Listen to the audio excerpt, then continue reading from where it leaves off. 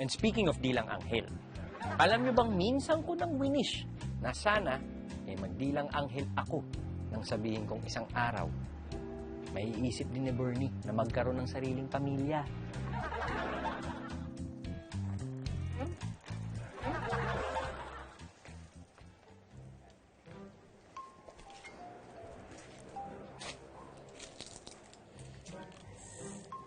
Ne. Uy. Paano ka? Naligaw po kasi ako eh. Naiwalay po ako sa nanay at tatay ko. Hindi ko nga po alam kung paano umuwi sa amin. Tsaka wala rin po akong dalang ID. Oo. Ba yan?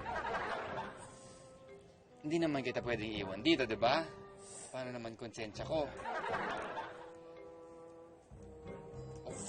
Ne, ganito na lang ha.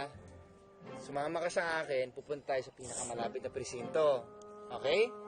O, tara na. Tara. Tara na. Ay, nako, alam ko yung ganito eh. Sinabihan ka ba ng mga magulang mo na hindi ka dapat kumausap sa mga taong hindi mo kilala? Fine. Tutulungan ka na nga, choosy ka pa ha. Sige, wag. Ayaw mo ha? Sorry na po, tita. Ano sabi mo? Sorry na po, Ano sinabi mo after sorry po? tita. Tita! Tita! Tita!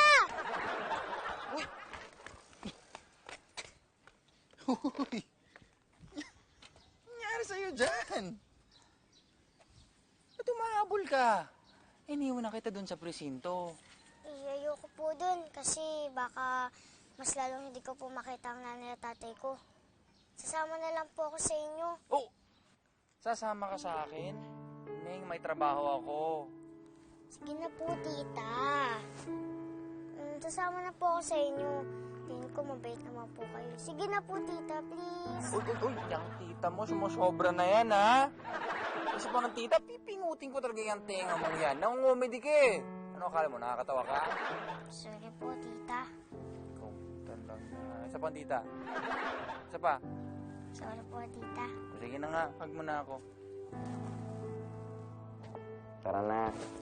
Na bahala sa'yo. Okay, ito yan, ha? Okay. Okay lang? Okay, ako bahala.